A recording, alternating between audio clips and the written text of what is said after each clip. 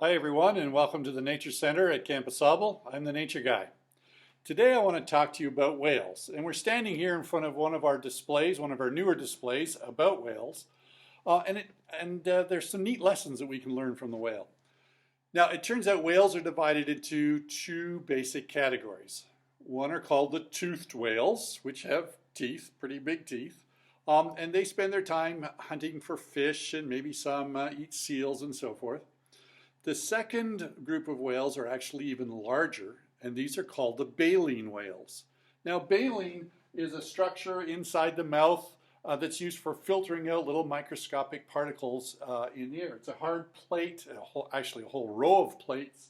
Each of the plates have little hairs or bristles on the side, and these act like a filter. So they take huge mouthfuls of water and filter out the very smallest particles in the ocean, and that's what they eat.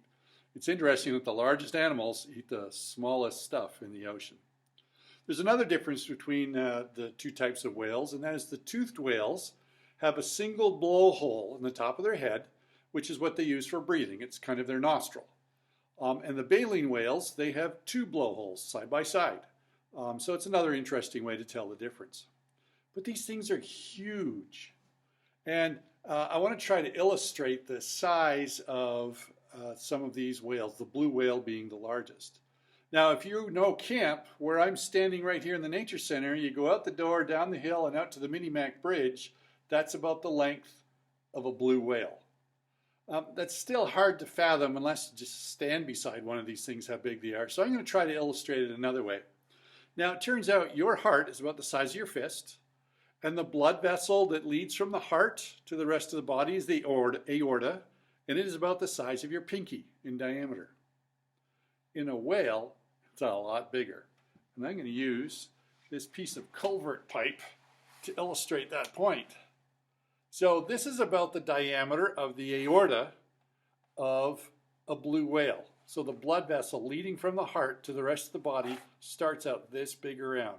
Now, this is big enough that, let me try this if I can do it. I could swim through the aorta of a whale.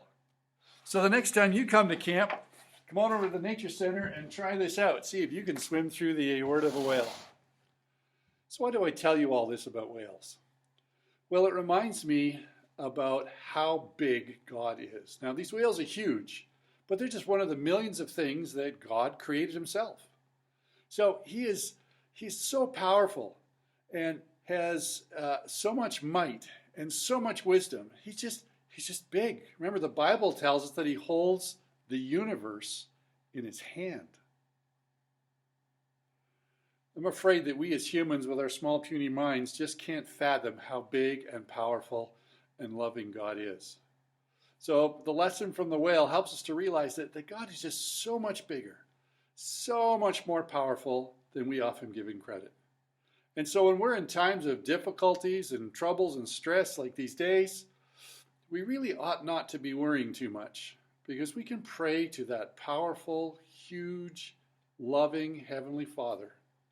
And he is more than willing to answer our prayers, probably in bigger and better ways than we even imagine.